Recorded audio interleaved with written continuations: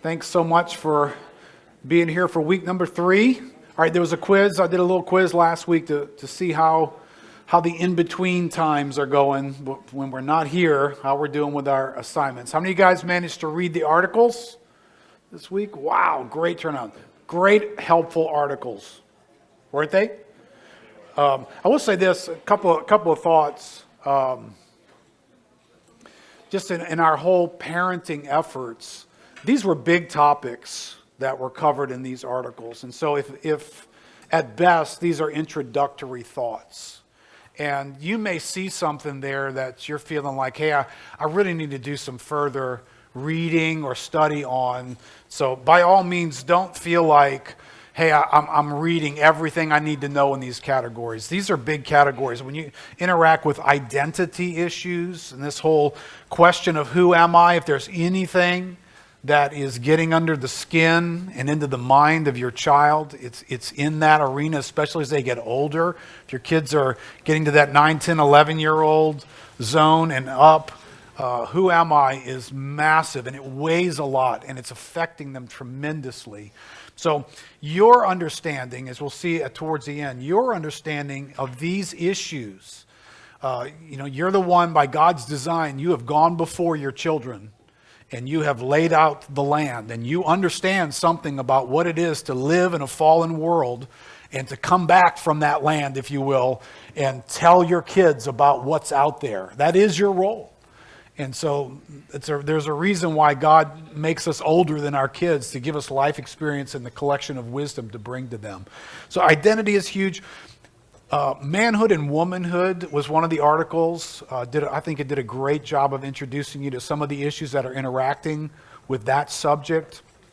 That's a big subject. As a matter of fact, what I really would like, some of the table discussion, I've kind of, the questions we're going to use tonight, I've kind of added some of my own instead of just the ones that are in the book. Because I really want to interact with you a little bit as you're at the table to help you identify for yourself what's influential in your identity. How did you come to formulate your own identity? How did you navigate those issues? Because some of that self-awareness is going to help you with your children. Your views on manhood and womanhood and how those perhaps are changing, how maybe you've noticed in yourself, you've got some different thoughts about manhood and womanhood. So I want to pull some of that out and get that on the table as well. And then the last category is a pretty weighty category. It's the loss of identity. But that article goes into the realm of emotional and mental health. And unprecedented, your children are facing, I don't want to say the intrusion, but maybe that's the best word, the intrusion of mental health and emotional health issues in their age group faster than any other generation ever. So what they're having to navigate and what, the troubles of life are being described and explained and interacted with at a much younger level. And some of that is because kids are being more deeply troubled at a much younger level today. And that's just everywhere in the report. So one of the things I just stuck in your outline there, a couple of thoughts here underneath those 3 articles. 1, seek wisdom as a parent. Make it your business to become a professional parent. Man, I know we can just do this because kids came along, next thing you know, we were parenting them. And you need to become a professional parent. You need to read and take some classes. That's why you're here, I know that. But you need to get on top of some of these issues. And some of what we'll describe tonight, your children are in a place that's unique. Not every child is the same. And some of the solutions for one child don't seem to work for another one. And how do I understand that? And how do I help my child make some progress or address some issues in their lives? So you need to become a bit of a professional. So you need to read, you need to be studying. I think I put in your outline, you need a bit of a biblical home base. You need to tether your understanding of the human existence to things that are biblical. Otherwise, you're going to get blown by every wind of doctrine that's out there. So when we talk about the gospel, we're not just talking about, hey, Jesus died to forgive us of our sins so that we could go to heaven. That's aspects of the gospel. But the gospel explains who God is, and the gospel explains human existence. The gospel explains the fallenness of our world and sin and temptation. The gospel explains redemption and how it goes to work in our lives. So that's a big word. And so when we do life, we got to be tethered to something. So when you go to do parenting, you should be asking, is the approach we're about to take in dealing with our child, does it answer well to the scriptures? Does it not just what your mom and them did or your grandparents did or some friend of yours or something you heard on a podcast? Does it answer to the gospel's explanation for life? Big, huge issue. The last thing I wrote in your little notes there to get started tonight was get counseling in this category.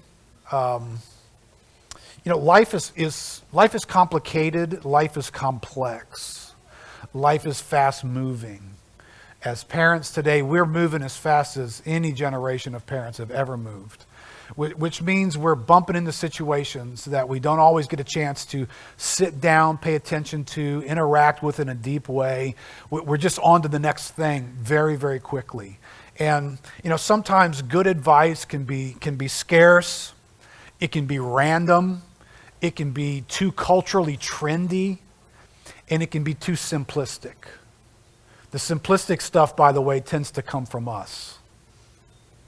The Christian universe, because you get used to listening to a guy preach into a problem for 45 minutes, and by the time he gets to the end of his message, he's solved the problem.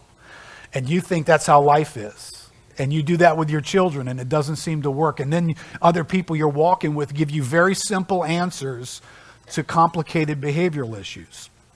And that can almost alienate you as a part of the church, because you're trying to figure out why that's not working for your kid.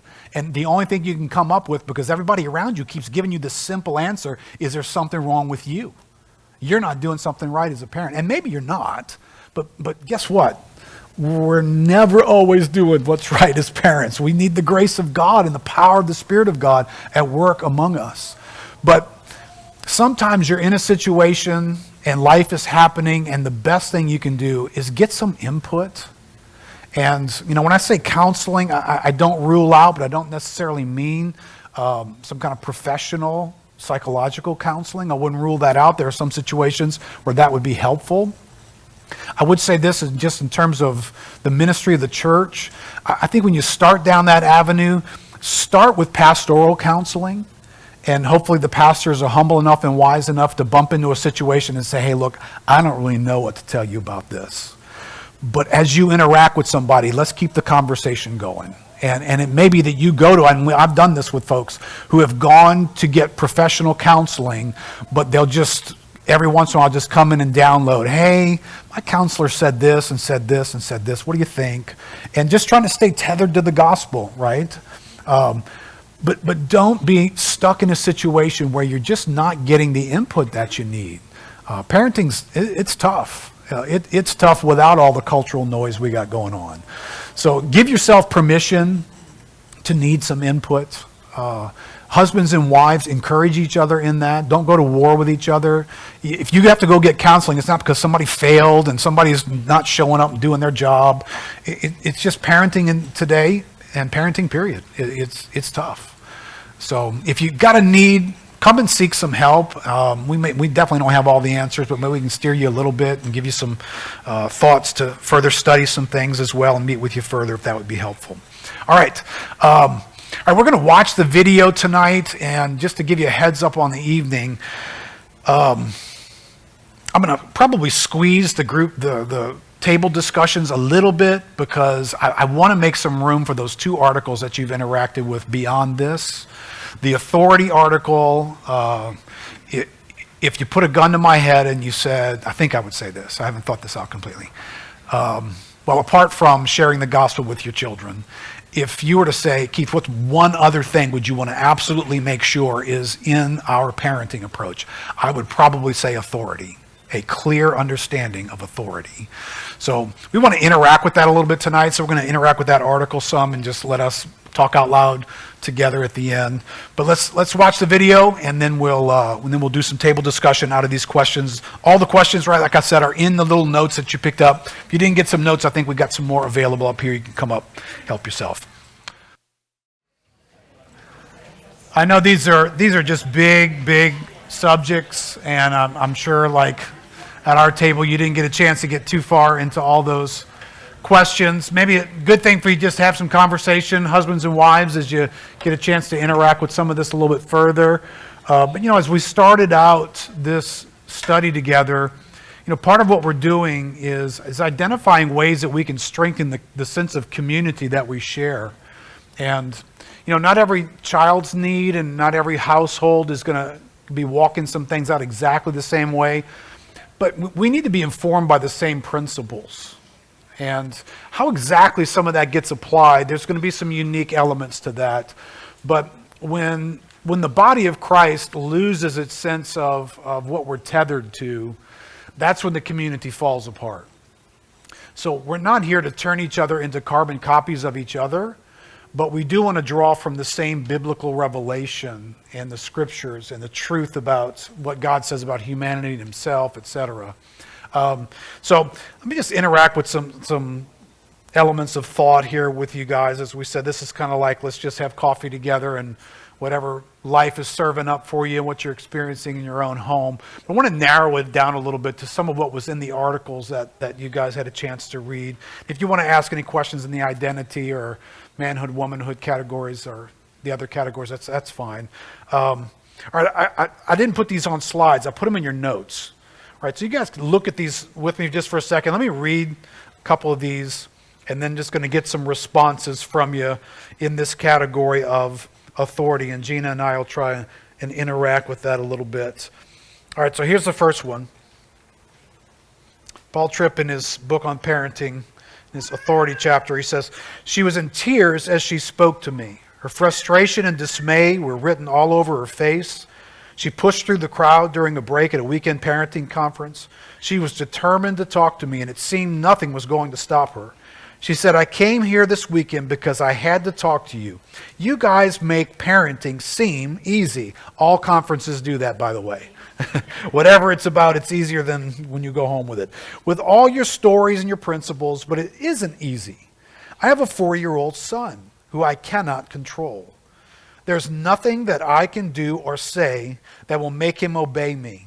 And if I raise my voice and say no, he throws a fit and will not stop until I finally give him what he wants.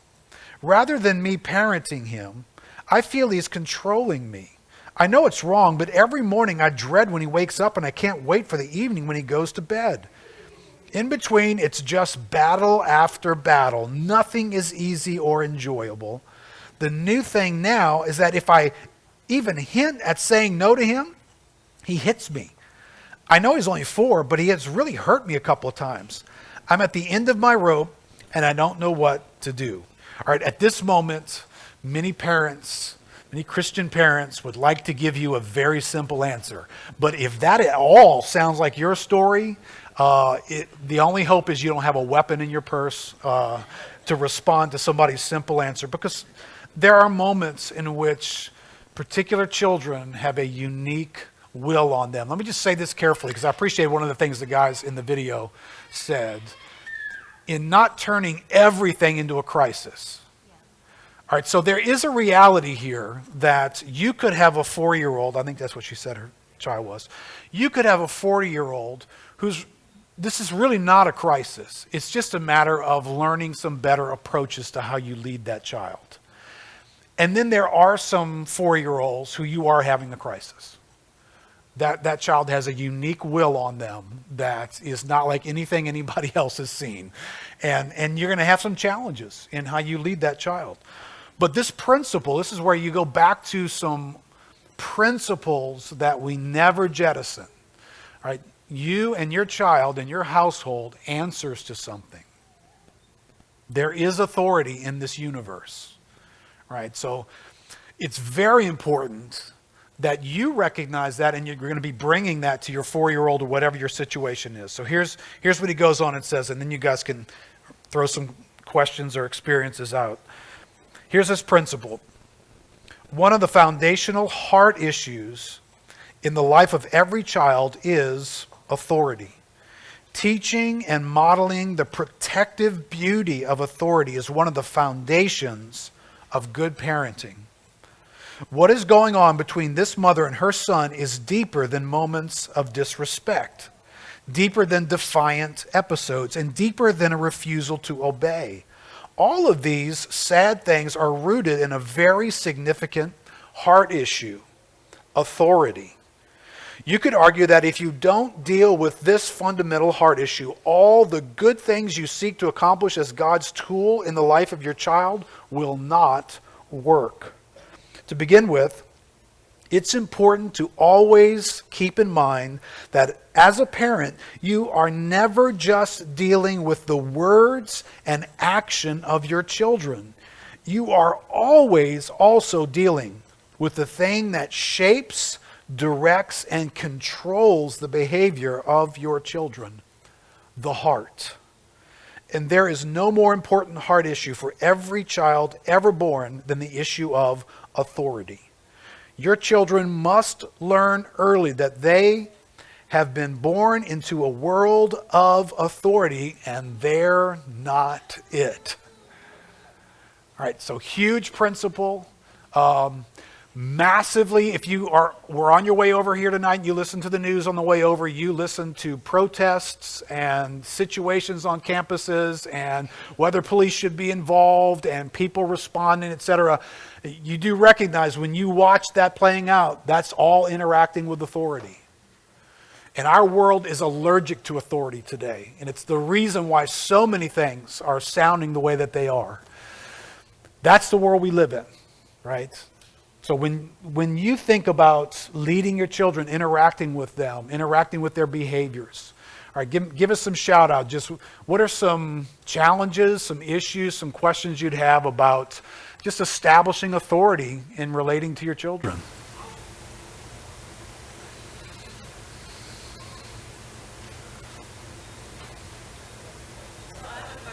Charlie.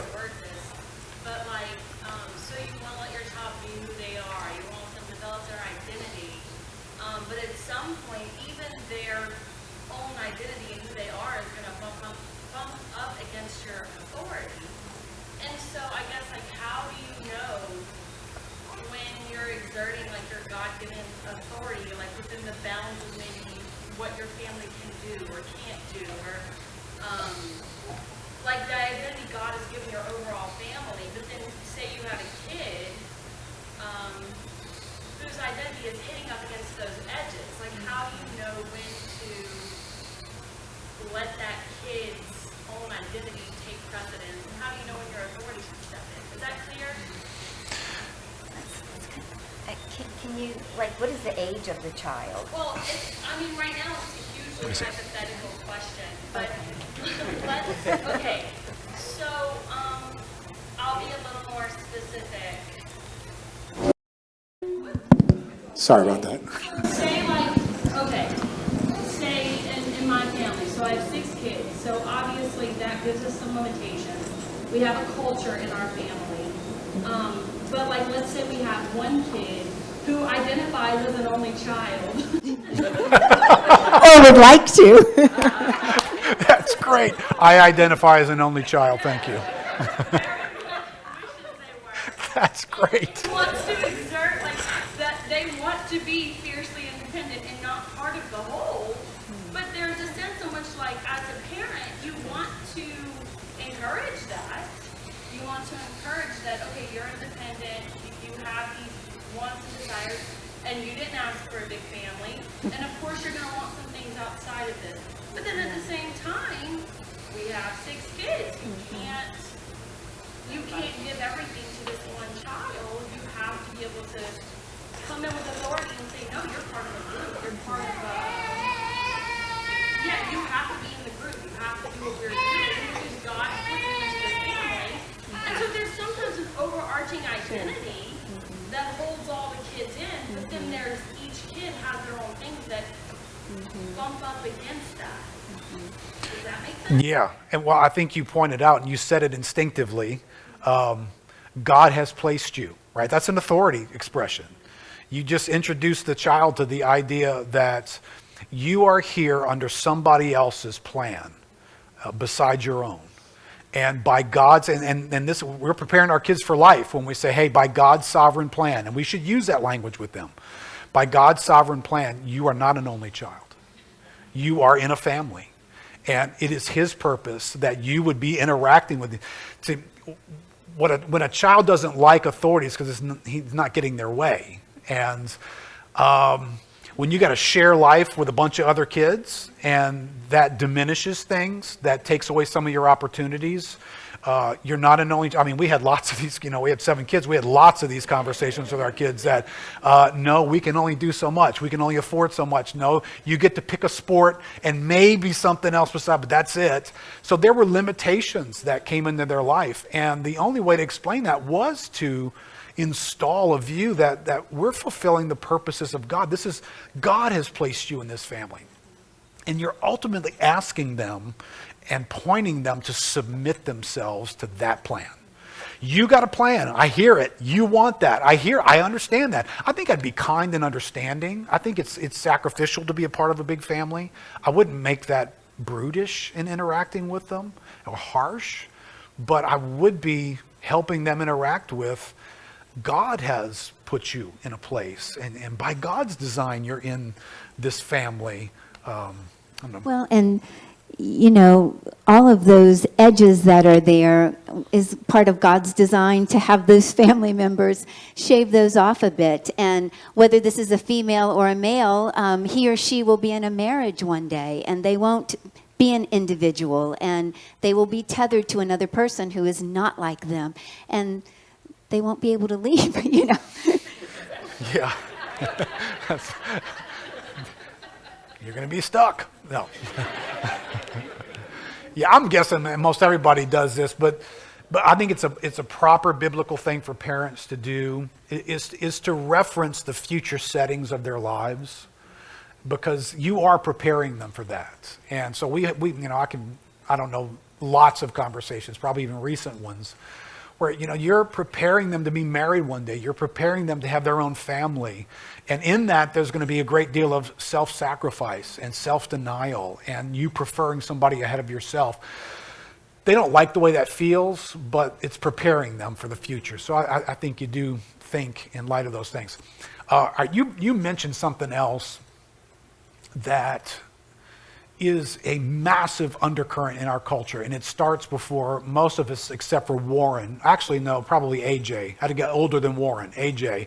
AJ helped create this in the 60s and 70s.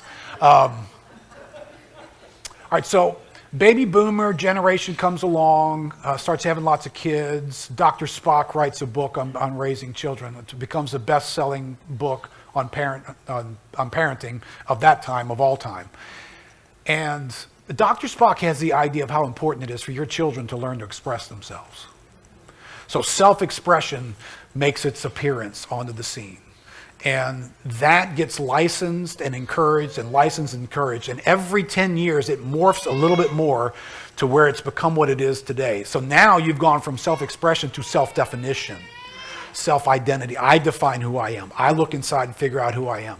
So years ago, it was that. It was help your children express their personalities. Don't repress them. It was an argument against spanking. It was an argument against hemming in a child's expressiveness. You want that. Well, what it did was it overlooked that lost article, that what's operating inside of a child, the Bible says foolishness is bound up in the heart of a child. Well, the definition for a fool is the person who says there is no God. That's an authority thing, right? No one's going to rule over me. There's no God. I do what I want. Well, you're a fool. That's what the Bible says about you. But it licensed that, and now it's legitimized it, and now it's made every one of us guilty if you dare repress your children's expressions of themselves. So you need to let them figure out what sex they are today. So this is how bad this has become. It's moved so far away from where God started that you shouldn't tell your children what sex they are when they're little. Let them decide that later on. And somehow this sounds normal. This is how far this has come. But it's heightened self-expression. But that kind of self-expression is in little places all over your children's lives, our children's lives, right? Their personalities, their wishes, their wills, their talents, the world being a platform for them. I think all those things, we need to figure out how to manage the right expression of those things. They're not in a place to manage that. You're not going to be able to ask them, well, what do you want this to look like? You can listen to that, but you got to shape it in the end. And they've got to recognize it's your role and your right to shape what that is. Not for them to determine, hey, I determine the boundaries for my own ideas and gifts. Well, that's what the world says, but that's not what God says. All right, so I think it's another little nuance of that, the self-expression piece. And I think we do want to encourage our kids in their talents and their gifts and their intellect. But that's got to be done within the boundaries that you guys have the wisdom of God to create for your own house. What else? Gwen? So when does that shift into their own adulthood? So at some point, that is going to be the case. Yeah. But so if they're in this stage where, yeah, you're kind of, I mean, hopefully you started it with the keys, right? The keys, the little orphan, kicking in house. Yes. And eventually, it's like where we are, we want them to be able to express, we want them to have authority over their own lives. Yeah. There's this weird stage where that occurs. Yeah, it's a great question. Or for you guys who couldn't hear that, Gwen's asking about just really when you start giving back some of that authority, kind of giving more of that over to them. If I had a whiteboard, I would draw. You just can imagine I'm drawing this. I do. Look at that. Man, they think of everything around this place. All right, now you get to see some really bad artwork here.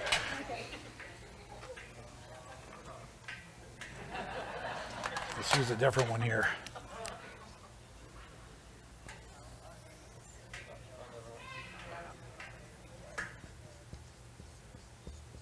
All right, so this is influence for a parent, and this is authority. All right, so when they're young, this is kind of the what you're bringing into their life. Lots and lots of authority, right? When they're little bitty, that you shouldn't be giving them a lot of what Gwen's asking about, a lot of authority and decision making and make their own decisions. Certainly appropriate at some level, right? But you carry the authority. But as they age and get older, your effect upon their life becomes less authority and becomes more influence. And that influence, if all you have been is an authoritarian, cram things down their throat, don't relate, I'm right, you do what I said, boy. If that's all you are, when they get older, you won't have this. And you won't have much of this either. And you're not, by the way, you're not supposed to have much of this. Right? So when the Bible speaks to an adult audience, it says, honor your mother and father, it does not mean do everything they say. Right? So at some point, it is right for your children to start making their own decisions. And so where it's safe and where it's wise, I think you want to start testing their ability to make decisions, to think things through. And at a reasonable age, don't do that too early, but recognize as they become adults, you're about to find out how much you've affected their heart and their willingness to relate to you. And I don't know who it was. Gina and I just always asked a lot of questions when we were raising kids to anybody. I think it was her aunt and uncle. Maybe I can't remember who it was. No, actually it was a pastor that we knew in another town who talked about whether or not you have your kids' hearts. Raised that question for us. Do you have their heart? You might be going through fireworks and cold seasons and there's some distance and there's some clashes, but do you have their hearts? And that's sort of like, or have you crushed their spirit? Have you made them withdraw from you and you no longer have access to their hearts anymore? And that was a big deal for us. When we heard that made sense to us, to seek to guard and protect. How are we connecting with their heart? Even if they hate us right now for a minute, but we know they're going to get past that and we have their hearts. That's the influence piece. And man, just to encourage you guys that, you don't know what they're going to grow up to be later on. You're doing all this in faith. But, to have my adult kids, I just, had this happen recently, and you guys can't share these stories, even though this goes out online. To have my kids call me and ask, hey, could I meet with you? Could I get together with you with this person and just ask you a couple of questions and seek you out for something that we're going through? That's influence, because I can't make them do that at this point. They're in their adult years. So I think, Gwen, to answer your question, I think if your kids are little, it should be a lot of authority. You should be making a lot of decisions in their lives. The idea of empowering them and you being in a responsive mode to their will. Be careful. That's a trendy idea. That sounds like, self-expression. Remember what's inside the heart of a child. If you're tethered to biblical truth, that doesn't end well. Because what's inside of them is not something you want to pour gasoline on. It's going to blow up. And you're going to have to be careful about helping them steer that. So a lot of authority in the beginning. But as they move out in life, you want to give them, and you want to let them fail a little bit too. You want to give them authority and let some of that decision making show up, so that you can you'd rather pick up some of these pieces earlier on than like they've never been given permission to make decisions and live in the consequences ever, and now they've gone off to college, and I mean, you guys do recognize the strangeness of this. Kids, when they go off to college, the worst version of them comes out, right? I'm not trying to blame that on parents, but at some level, when they haven't been given some ability to fail on the way to college, they just find this freedom thing outside from underneath the authority, and it just doesn't always end real happy when they're in that mode. But I don't know, babe, anything else in that category? Cool. All right, besides cool drawings, what else?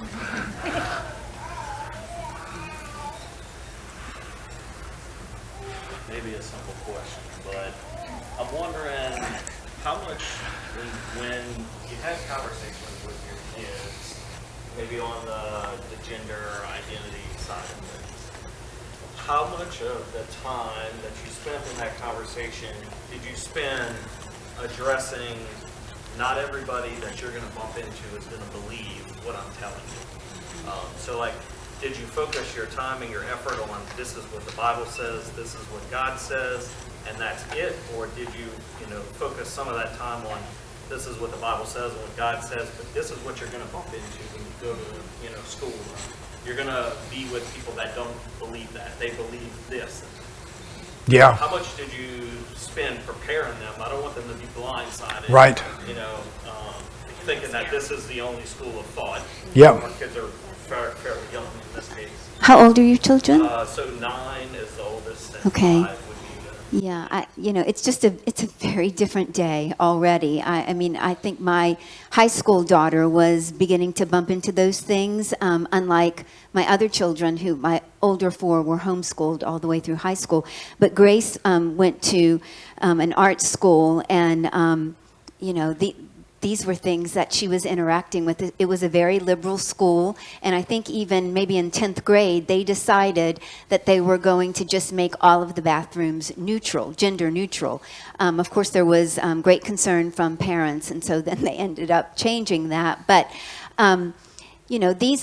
these were things that she was free to speak with us about. Obviously, had very different convictions than the ones that she was seeing in her classmates. But I think, what we modeled and what she learned growing up through, reading her Bible, reading books, going to youth camp, going to youth group, those things were in her. And so I don't think that those were things that would have confused her. And I think what we tried to emphasize was just being gracious to those people, that they needed a savior in the same way that she did, and that was an expression of their confusion and their brokenness. So I think those were the things that we tried to help her. I mean, we didn't need to bring those things to her. She had lots of classmates who were changing their names. They were a male and they wanted to be called by a female name. And so I think, because For some kids, they're either really celebrating that because they want to find an identity with a group that, that's different and I want to applaud that, or there are kids who can be very mean and critical, and we wanted Grace to represent the gospel and caring for them, and I think she did that. I think one thing that's helpful to keep in mind, the world has separated this particular issue from all the other issues.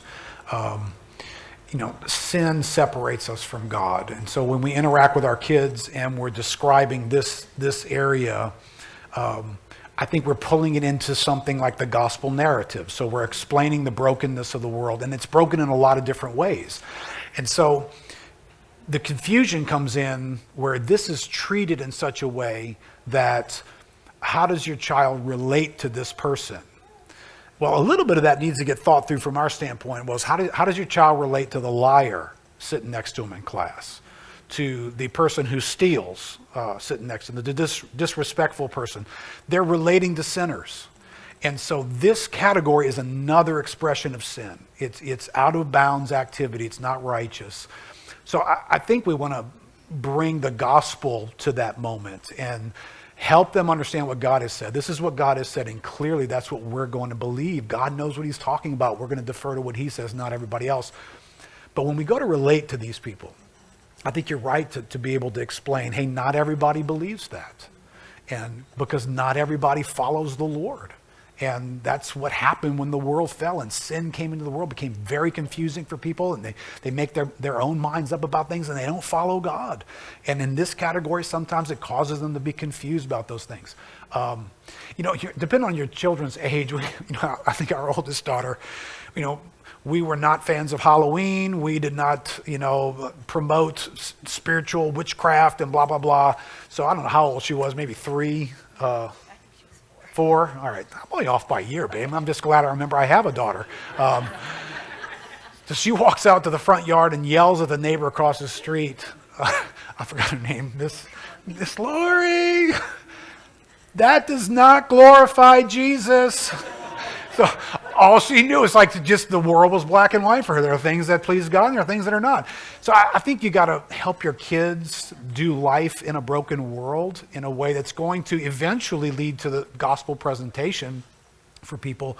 But it's very much you're going to teach them the truth. This is what God's perspective is. And then I think you're going to also carefully teach them then how to relate to a world that doesn't believe that. But you're doing that in a bunch of other categories. Right? There's people who their sins are in prettier categories, but they're still sins and they need a Savior too, and helping them see that. That's kind of a daily, practical question. So I have a almost 13-year-old and a 15-year-old, so it's the age of something, And so what I'm wondering is, what did y'all do at those particular ages daily? Because when they're younger, it's easy to have to sit about, talk about it, but then it just things start to shift, and they start to be more independent. What did you find to be effective ways to continue to bring your family together in the Word? Aside from modeling it, I'm really thinking just reading things or teaching or Bible study in the morning. Were there any particular things you felt were more effective? I mean, we did family devotions, which, in those teen years, it was greeted with a lot of, everybody didn't want to be there, and Keith was very long-winded. And sometimes mom didn't want to be there, honey. True, because sometimes mom was saying, honey, are you going to be done soon? It just, it was laborious, I will say that. I mean, not because he was speaking, probably so. Because teenagers were just, they were very morose, and they didn't mind letting us know that they wanted to do something else. And yet, I think we just plowed through. And I mean, with my daughters, I would try to do things, with them, and, reading books together, just all this idealism. And I it's not like I would have done anything different, but I remember, I think one of them had moved out So they were an adult, and we were pulling her bed, and just getting everything out from under it. And I promise you, there was probably 15 There's a books Barnes and Nobles underneath her bed. underneath the bed. And, I think I had very high expectations for a great deal of fruitfulness and maturity in those younger teenage years. And, I think that the fruit wasn't ripe. James tells us to be patient, and to just wait. And that's God refining us, to tell you the truth, because I think that a lot of my fear and being disheartened and feeling like, I wasn't doing enough was kind of based on their response. But, if I looked, I didn't have anything to look forward to. I'm not nearly as worried about Drew. Maybe I should be, but I have just some evidence of God's faithfulness that I've seen in my adult children, it's really helpful. But when they're younger like that, we're doing a lot in faith, but it doesn't mean we don't keep doing it. Just maybe wait on the fruit. Yeah, and I think you got to figure yourself out a little bit. So you go to a seminar like this, and let's suppose the person who's leading it is one of those, they've got a planner for everything in their life. Their alarm clock goes off precisely at this moment every day. They get up, they do this first for the first 15 minutes, and then this 20, and that's who they are. And you listen to them tell you how to parent your children, and you leave here as condemned as you can possibly think of, because you're inconsistent, and sometimes we do that and sometimes we don't. All right, well, sometimes we did that and sometimes we did not. There were seasons where all we had was guilt, where that didn't go well. I wanted to do this. And so I think you've got to work with what you have to work with, your own life, your patterns, your grace that God gives you as a person. I do think it's something that's valuable when they get older. Deuteronomy 6 talks about, the parental influence in a child's life, but it's presented, as you walk by the way. It's kind of a as you do life thing. And some of the most valuable conversations, teenagers are moody. And I'm not meaning that insulting. That's just like, all these hormones came in the mail, and then they're like, what the heck is this doing to me? And so if you decide, what, my time clock is right here, right now, and you got them in one of these moments, have fun. Because, if they don't harm you, they're not listening, etc. But then there's another moment where they're in a good place, and then they initiate a conversation, and it's 11:30 at night, and you're ready to go to bed. And finally, they're softening up, and they want to talk about something. I think as you do life with them, you got to kind of discover some of those moments. Us trying to figure out when's the right time to have this conversation. And I think Gina's more urgent. I'm more strategic.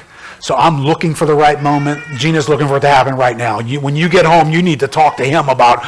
And so no matter what else is going on, that's what needs to happen. So I think you just got to read your situation and don't be super condemned by things. Some kids are great readers and they will read stuff. Some kids are not. And so you create a little bit of a battle if you're going to have this reading plan and you want them to do that. Good thing. I appreciate our community here. Kids were getting exposed to things. We always were asking questions. I still do that when they come home from meetings today, even if they're going to a pivot meeting or something. They walk in the door and I'm like, hey, how'd it go? Who led? What was it about? What'd you like? What'd you hear? Riding home from church, my kids used to get kind of like the 100 questions on the way home from church. It's like, all right already. But you just got to find those moments. Make it work for you. Don't get super condemned because what works for somebody else might not be working for you. Just stay at it. Praying is huge. Just praying for them and taking advantage of the opportunities that they present to you at that age is pretty important. All right. We're going to end on time. We're close to it.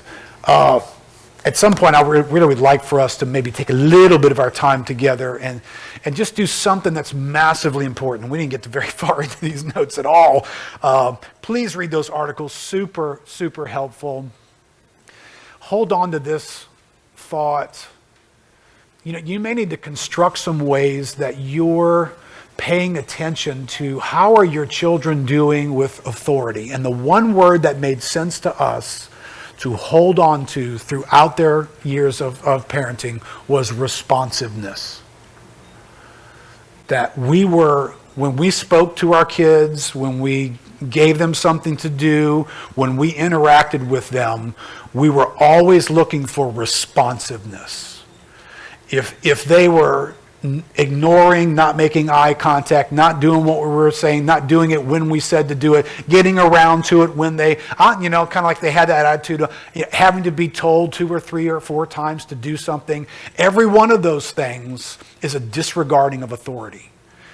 It's a temporary moment where that child is saying, I will rule me, not you. And even if they figure out how to put you on their timetable, they've succeeded at exercising their authority in the place of yours. And that is going to erode their following Christ and their surrendering to his authority in their lives. So that was always a priority for us, that if we spoke to them and they didn't respond, did you hear me? If we asked them to do something and they didn't get up and move, we required a response. And again, you can turn all this stuff into an obnoxious version of everything we're saying, but just paying attention to, do they recognize when authority speaks to them? Right? Remember, you and I are told to go into all the world and preach the gospel, teaching them to what? Obey all that I have commanded. Right? The gospel we bring into the world, it expects an obedience to God as the rightful authority. So when we are in that posture with our kids, we're training them on how they're going to respond to God. That's no small thing. It's a massive thing. There was a little quote in here. You guys read this carefully because he kind of hangs us, and you can pick your thing. I won't get to it. If you exercise authority in a lazy, abusive, selfish way, you will deepen and strengthen the natural rebellion to authority in the hearts of your children.